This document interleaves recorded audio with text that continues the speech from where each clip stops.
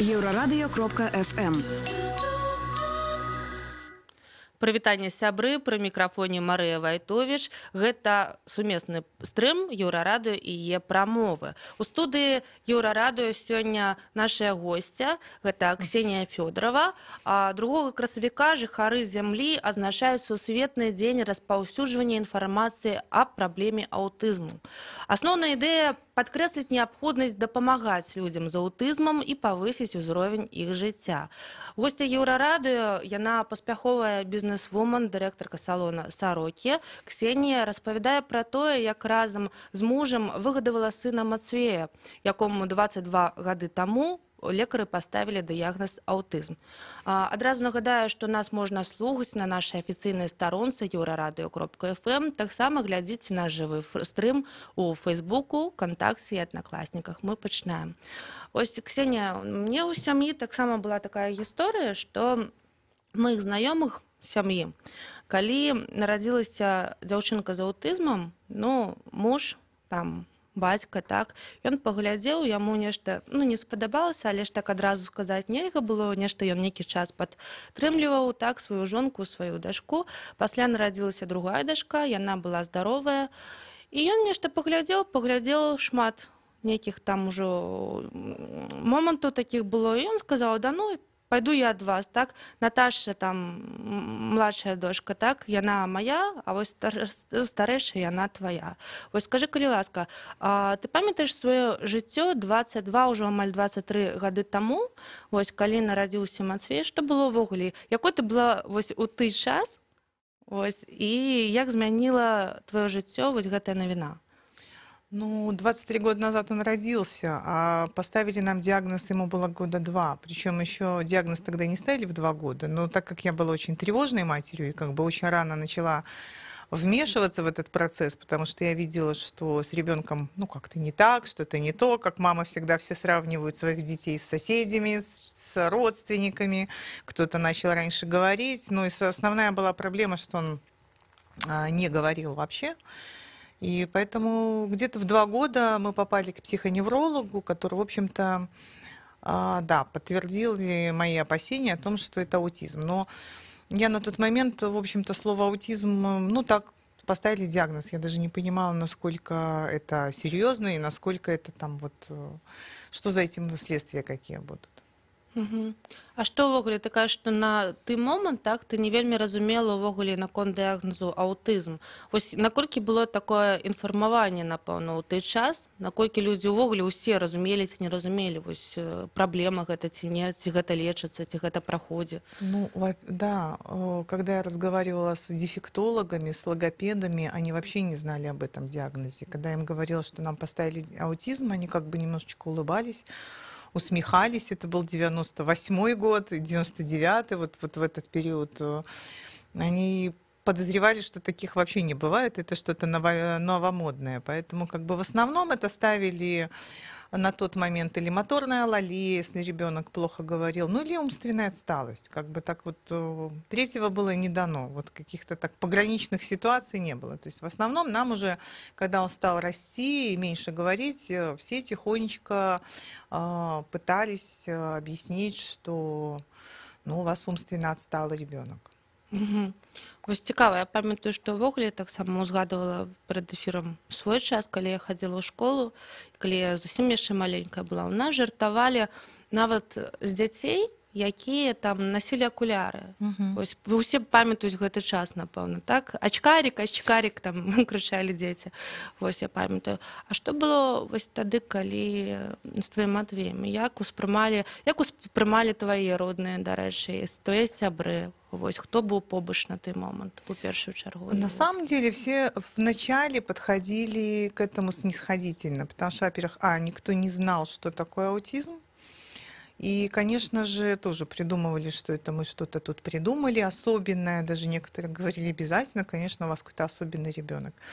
А потом, когда это уже стало проявляться всяческими поведенческими, неприятными, нестандартными ситуациями, когда у нас, знаете, общество еще не готово, чтобы дети появлялись в принципе на улице, они должны быть причесанные, прилизанные, в кафе не ходить, вести себя тихо. А с аутистами это вообще практически невозможно. Поэтому, конечно, это всегда было активное на него внимание и активное на нас внимание, безусловно, как на родителей, которые там плохо воспитывают, плохо там что-то делают. И у нас он вот поведенчески там не так, как нужно. И из родных, из близких родных и советовали разные, и советовали, как бы, конечно, ремня дать, у нас же это, в общем-то, принято, да, на Библию ссылаясь как-то так воспитательными. Были, к сожалению, такие родные, которые, я была беременная вторым своим ребенком, тихонечко, причем достаточно близкие родные, меня предлагали сдать ребенка вообще в этот самый, в специализированное учреждение с мыслью о том, что там ему будет лучше. Но это, в общем-то, похожая ситуация на ту, что вы рассказали, когда папа воспринимает своего ребенка как товар некий, да, то есть есть бракованный, есть не бракованный. То есть вот это я люблю, он хороший, а это не хороший. Можно как-то так его кому-то сбыть. Вот пусть там кто-то как-то за ним там присмотрит. Ну, это же невозможно, мне кажется. Як ты думаешь, яны просто вось турбаваліся наконт твайго стану, стану тваёй сям'і, ці ўсё ж таки гэта было турбаваліся за сябе, За мабыць? себя, конечно, Так? потому что это стыдно, да, то есть когда ребенок не похожий, вот вы сейчас сказали про очки, про любая непохожесть у человека, в принципе, в социуме, особенно у детей, хотя они при этом могут не понимать, да, что они наносят какую-то травму. Тут вопрос идет от взрослых. Это мое личное убеждение, потому что, в общем-то, как взрослый разъяснит, объяснит, так он и будет относиться, в общем-то, к этому. И любая непохожесть, она всегда вызывает, ну, смех, агрессию, ну, какие-то все равно реакции, это нормально. Вопрос потом, что с этим делать. Слухай, а вось у дзяцінстве, напрыклад, і пасля, так? Вось можаш распавесці тым, хто не сутыкаўся, мабыць, так? Ну, мабыць, нехта зараз паслухае, так, і пасля будзе больш так, ну, ставіцца лаяльней, не ведаю, да такіх сітуацый увогуле, так?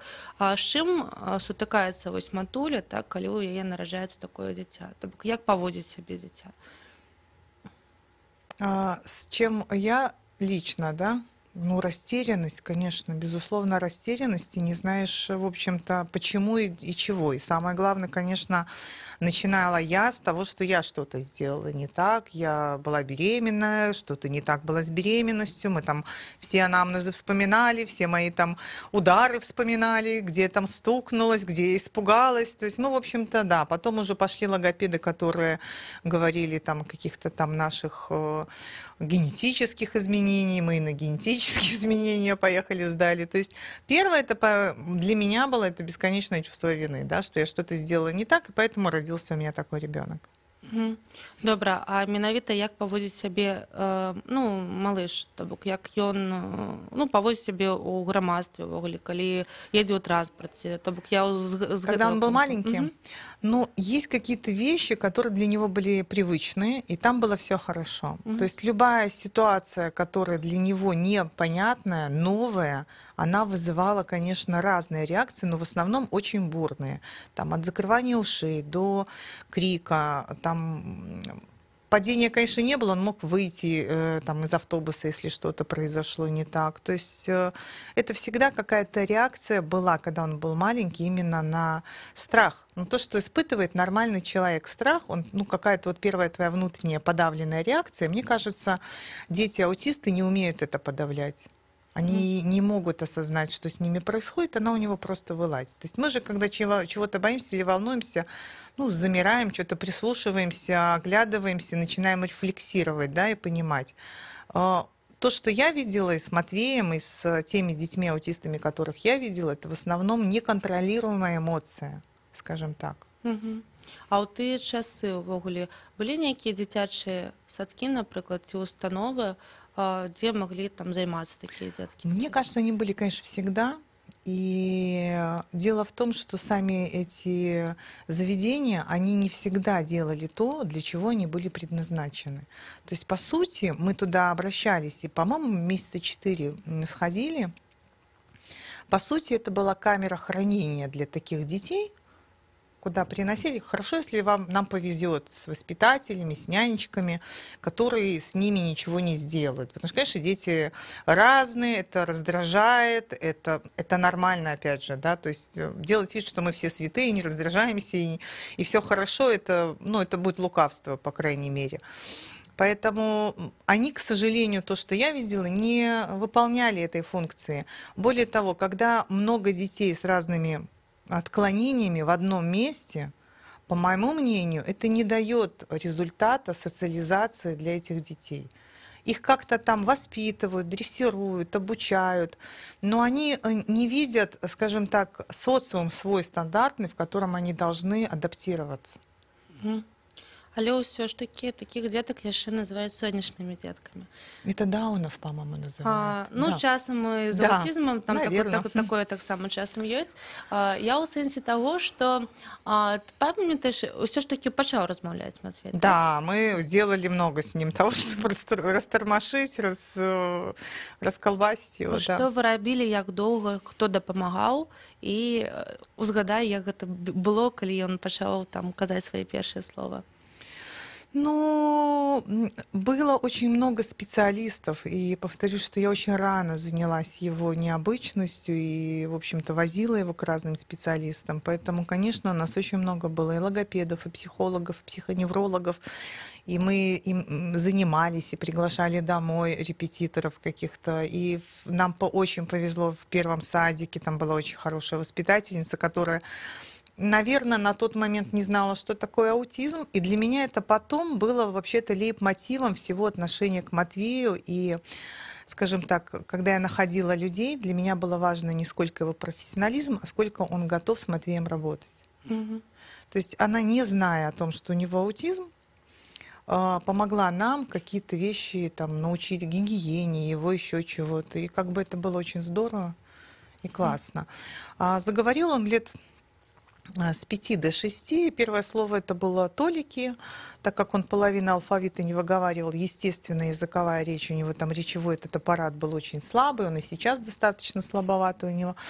Ну, это он имел в виду кролики, да, это все-таки наша аниматерапия знаменитая, которая как бы реакция. Я тоже так полагаю, что с животными реакция хорошая, потому что у них нет плохой. То есть если это животное, которое хорошо, там, не то что относится, не может навредить ребенку, и он ему не может, потому что тоже сжать могут. Поэтому, мне кажется, это лошади, дельфины, они очень хорошо реагируют на них. А што было пасля? То бок, як доўга ён сидзеў дома з табой? Я зразумела, что ты кажаш, что 4 месяца ён быў у нейкім там установе нейкай, Мы так? в 2 года его отдали в садик, в обычный садик. На тот момент, я говорю, не было аутизма, и, в общем-то, он был внешне просто не речевой. Ну, мы как-то к нему очень прислушивались, и у нас дома не было вот прям таких серьезных каких-то проблем. Мы видели, что он нестандартный, поведенческий, упрямый. Ну, как-то списывали это все на характер, да, не на какие-то особенности для 2 лет. А уже потом, конечно, в садике начались вот вопросы с ним, безусловно. Ну, и он начал расти, и у нас с ним тоже. І што было пасля? То бок ён сядзеў дома, ці ўсё ж такі... Нет, мы пасля... всегда его социализировали, всегда. Мне Куда кажется, успех Матвея в том, что мы достаточно рано его социализировали, несмотря на то, что, конечно, ну, первоначально любой социум, куда он приходит, 90% его отторгает. Но он молодец, он вообще, в принципе, сам по себе такой вот настойчивый, да. А отторгали як? Ну, естественно, никто не хочет проблемных. Ну, вот вы про папу говорите, представьте, чужие люди. Вообще, зачем мне это надо? У меня тут там 20 детей в садике, да, из них там один какой-то странный, с ним надо особенное внимание, а тут еще родители приходят, которые тоже видят странного ребенка. И для меня, допустим, тоже самая главная была сложность, это, в общем-то, родители других детей, которые не хотят, чтобы с этими детьми вот как-то вытравливают прежде всего эта группа обычно активных родителей. Паважаныя слухачы, мы працягнем нашу размову з Ксеніяй Фёдоравай пасля невялікага перапынку. Заставайцеся, калі ласка, з намі.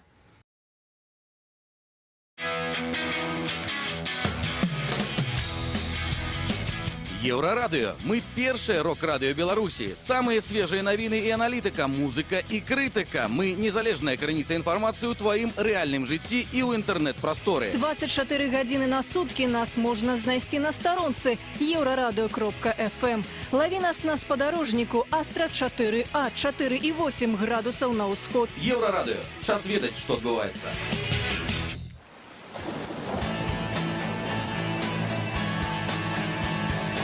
Прагне прыгодаў. Еўрарадыё.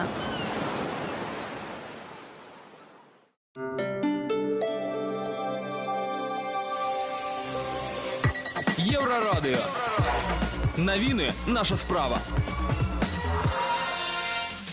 Вітаю, пры мікрафоне Ліза Кучаравая. Запрашаю на кароткі інфармацыйны выпуск навінаў. Галоўны рэдактар Белгазеты Кірыл Жываловіч сёння 17:30 сустракаецца з міністрам інфармацыі Александром Карлюкевічам. Пра гэта ён заявіў у каментары Еўрарадыё. Гаворка пойдзе пра тое, што Мінінфарм фактычна забараніў Белсаюздруку распаўсюджваць свежы нумар выдання. Ад іншых каментароў Жываловіч адмовіўся. Каментуючы рашэнне Мінінфарма, яго кіраўнік Александр Карлюкевіч абвінаваціў выдання ў пошласці і хамстве. У свежым нумары выдання некалькі матэрыялаў, прысвечаныя нядаўняму візіту Александра Лукашэнкі на Шклоўшчыну. Другі тур прэзідэнцкіх выбараў ва ўкраіне пройдзе 21 красавіка. За перамогу пазмагаюцца Уладзімір Зяленскі і Пётр Парашэнка. Тым часам Юлія Цімашэнка, якая ў першым туры апынулася на 3-м месцы, сёння заявіла, што збіраецца скіраваць высілкі сваіх прыхільнікаў на недапушчэнне фальсіфікацый. Тым часам старшыня ЦВК Беларусі Лідзія Ярмошына, якая па запрашэнні украінскіх калег назірала за прэзідэнцкімі выбарамі ва ўкраіне, пракаментавала Еўрарадыё яе ўражанні наконт першага тура. Что касается моих впечатлений, то они являются позитивными от посещения избирательных участков. Я действительно видела, скажем так, открытую работу избирательных комиссий. Я видела очень много информационных материалов, которые, конечно же, было тяжело разместить на 39 кандидатов в президенты. Распавяла Еўрарадыё Лідзія Ярмошына. Дарэчы, вялікае інтэрв'ю са старшынёй ЦВК запрашаюць чытаць і слухаць на еўрарадыё.фм і заставацца на нашых хвалях.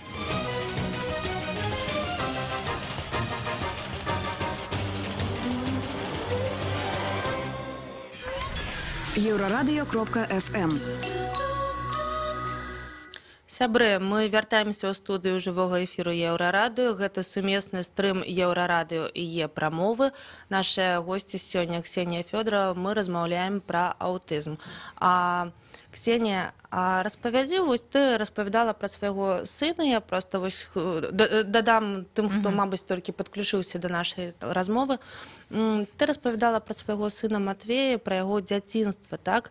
Наколькі было складана так займацца, як там ставіліся блізкіх і так далей.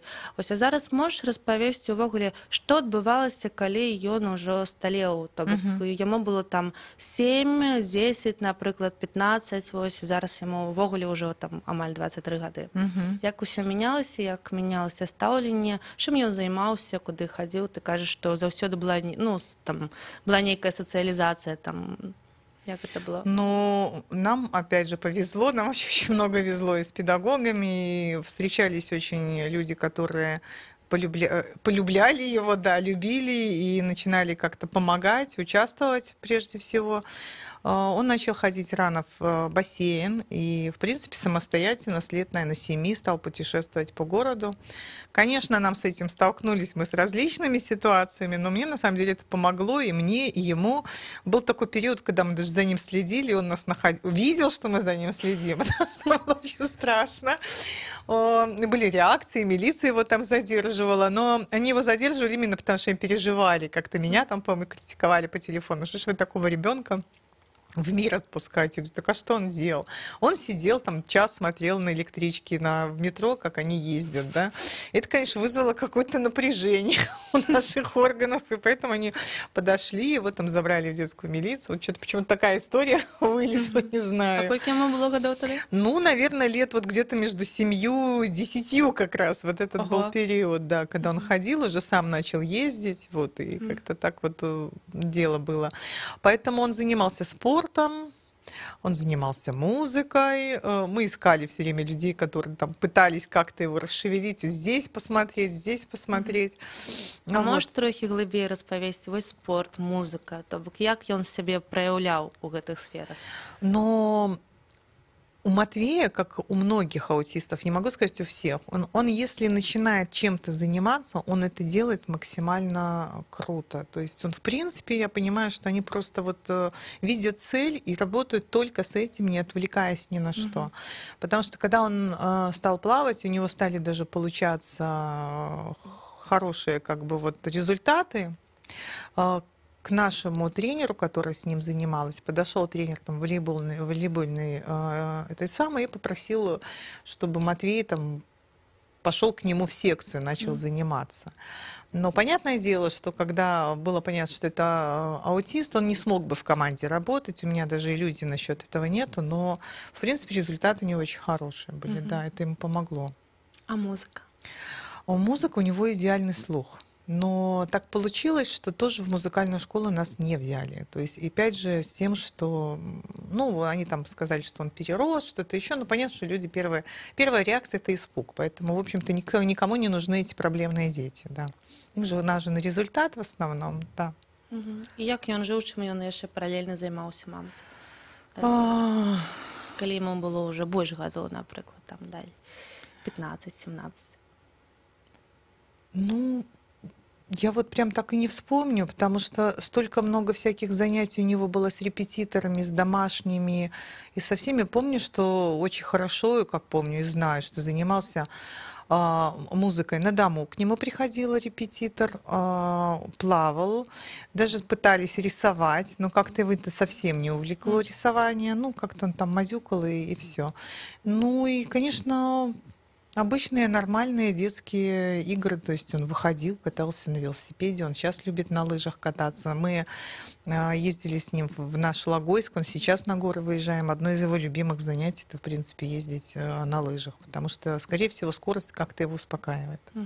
Скажи, а вось галоўныя сябры Матвея, гэта ўсё ж такі бацькі, ці ў яго з'явіліся свае сябры з цягам часу? Я думаю, что в том понятии дружбы, в котором мы себе представляем, у него ее нету.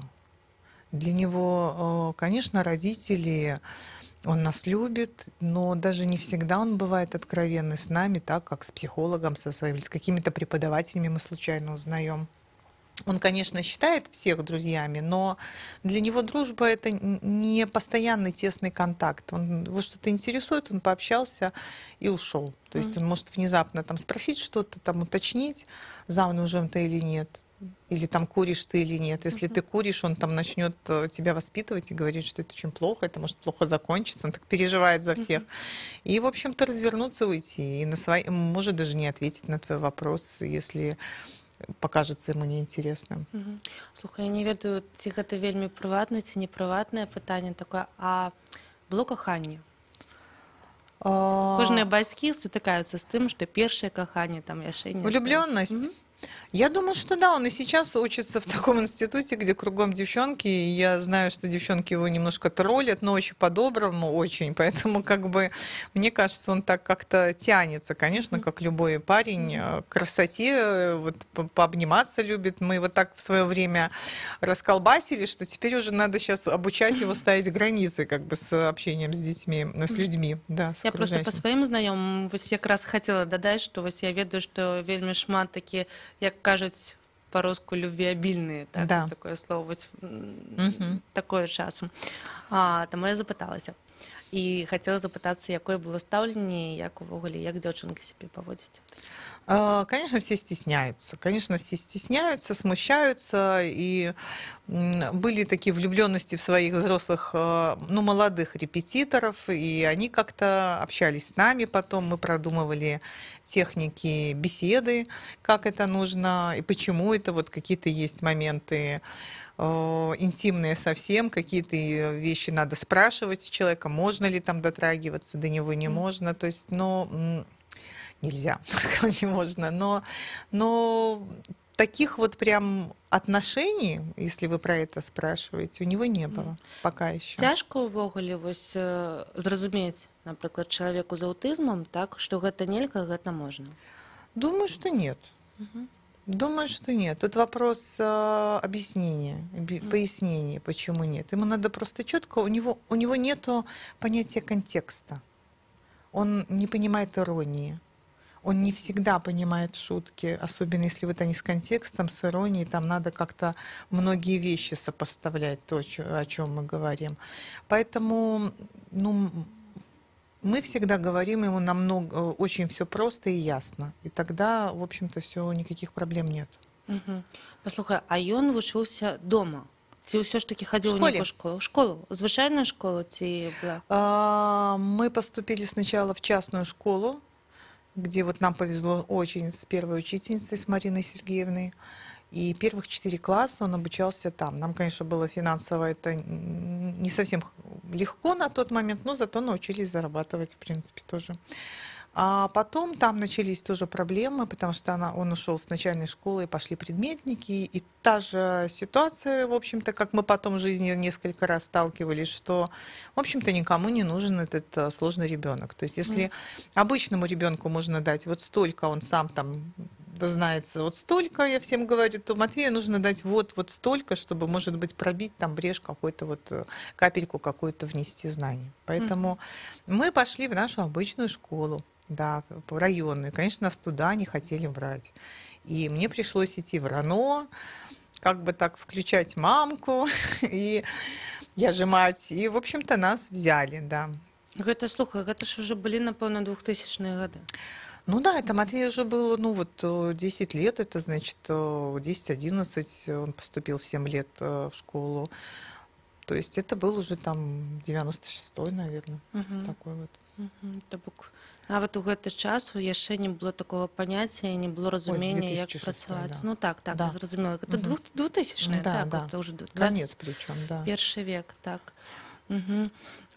Добра, і ўсё ж таки, вось я ведаю, што зараз ён уже вучыцца ва універсітэце, так? Як вы рыхтаваліся? Любіць Матвей, дарэчы, чытаць, мабыць, ёсць нейкія аўтары? Не любіць? Нет, он у нас поступил в тот университет, в котором меньше всего он вообще, в принципе, преуспевал в жизни. Он очень хорошо знает языки, ему дается все, что связано с памятью, у них гениальная память. Но мы просто узнали, что в Институте культуры были опыты, и они уже как-то опыты, говорю, был опыт общения с такими детьми, обучения. И вот мы пошли туда, где умеют с такими детьми или хотя бы пробуют как-то обучать их. Поэтому мы пошли на библиотекаря, там очень такое сложное название его факультета. И ему пришлось сдавать обществоведение. Это был мрак вообще, потому что я вообще не понимала, как это можно сдать. Но он со 2-го года поступил с хорошими баллами, в общем-то, но он это все, конечно, учил. И он, естественно, столкнулся с большим количеством литературы. Так как он контексты не понимает, ему приходилось очень долго объяснять, кто главный герой. Для него там важнее была какая-нибудь там пробежавшая зеленая собачка, нежели там вот ситуация со всеми героями. Хотя вот «Желтый песочек», кстати, он проникся очень. Я помню, мы вместе с ним рыдали над ним, когда читали вслух «Желтый этот песочек». Как-то он его понял почему-то. То, напэўна, як ты кажаш, што вось там з сабачкай там ці нешта такое, гэта як ёсць же такія вось казкі, арт-тэрапія называецца. Там якраз вось дадаецца ўвага вось гэтым колерам, там усяго такое. Напэўна, вось нешта такое ёсць, што вось менавіта кідаецца так. Я пра што хацела таксама паразмаўляць, вось такое жыццё, вось жыццё тваё сям'і менавіта, так? Скажы, калі ласка, увогуле за ўсё жыццё ты адчувала дапамогу дзяржавы? Ці розные? Нет, не очень, на самом деле. Но мы такие дети из конца 80-х, из 90-х, и начался развал Советского Союза. И, в общем-то, мне кажется, то поколение не очень-то и рассчитывало на государство. Может быть, оно и могло что-то дать, я просто об этом не знала. И, в общем-то, мы пробивались практически всегда самостоятельно. Ну вот я обратилась единственный раз в РАНО и 2-й раз после 1-го курса университета Матвея, когда нас тоже хотели оттуда попросить. Ну вот вспомнила Болонские конвенции, там начала тоже, я же мамку включила, и, в общем-то, как-то пошли навстречу. Вот в таких случаях. Больше как-то не припомню. Ты можаш узгадаць, чаго, мабыць, усё ж такі не хапала вось у 90-е, і чаго, мабыць, вось чаму трэба дадаць увагі зараз вось нашай дзяржаве, нашим уладам? А мне кажется, и сейчас, и тогда это участие, которое проявляется через подготовки специалистов. И понятное дело, что специалисты на маленькую зарплату не пойдут. Они тогда либо уходят там на хлеба, которые там, если он хороший профессионал, он понимает, что, давайте откровенно скажем, все ходят на черный рынок за репетиторами, еще за кем-то. То есть они все уходят туда. И там уже начинается кто во что гораздо, кто как себя оценивает, кто как себя распиарит. Там. И насколько там результат будет, никто не знает. Потому что иногда приходит так, у вас аутист, с вас там $10 в час или $30 в час, только потому что у вас аутист, да, не видят там, как с ним работать. А в государственных, в общем-то, учреждениях и таких специалистов очень мало, и к ним не попасть, они не могут уделить достаточно времени всем желающим. Ну и, конечно, они там тоже набирают опыт и уходят, ну, то, что я видела. Поэтому, конечно, государство это в любом случае такая-то колоссальная глобальная реформа, простите, образования должна быть, и по мне это должны быть одни из самых обеспеченных людей, это учителя и врачи, безусловно. И тогда не будет возможности там им налево ходить, и желания даже этого не будет. И это будет развиваться, в принципе, в любом случае, все государство от этого. Да. И я знаю, что в той же Дании, в университетах, если где-то учится аутист, они это выставляют как вот такие мы крутые, мы умеем с ними, да, мы умеем с ними, мы их учим, мы их обучаем. То есть для них это очень важно, что они такие профессионалы. То есть, ну, они этим гордятся, что у них аутисты не потому что Христа ради они с ними занимаются, потому что они выращивают своих профессионалов, как уметь со сложными детьми из них сделать социально активных людей. Скажи, калі ласка, мабыць, у цябе ёсць нейкія знаёмыя, таксама сем'і, якія сутыкнуліся з такой сітуацыяй, і ў іх былі зусім іншыя гісторыі, чым твоя? В основном все с другими историями. В основном. Мне было очень мало опираться на какой-то позитивный опыт, потому что, конечно, тоска, печаль и уныние. Я, конечно, их понимаю, но как бы если ты сам себя не вытянешь из болота, ну, есть шанс, что кто-то протянет руку, но все равно надо выбираться, да, и всячески спасать себя самого. А ты кажаш, таксама прыводзіш прыклад Даніі, так? Мабыць, ты чытала ці ездзіла кудысьці таксама за мяжу і бачыла яшчэ іншыя прыклады. Очень часто по своей работе я ездила во Францию, там и училась, и работала, и, естественно, очень много смотрела там телепередач, как любой человек, когда еще телевидение было развито.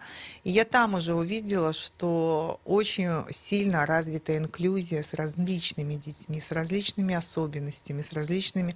И они говорят о том, что это очень важно для самого социума, опять же, даже не сколько для тех детей, которым они помогают, но им тоже помогают, а как оздоравливается социальное общество, когда оно видит разных людей, когда оно помогает, когда... И понятно, что не надо делать 50 на 50, да, человек в классе, это сложно, но 1, 2, 3 человек в классе, достаточно одного, чтобы он адаптировался, и самое главное, это, конечно, дети, да, которые рядом с ним, как они к нему относятся.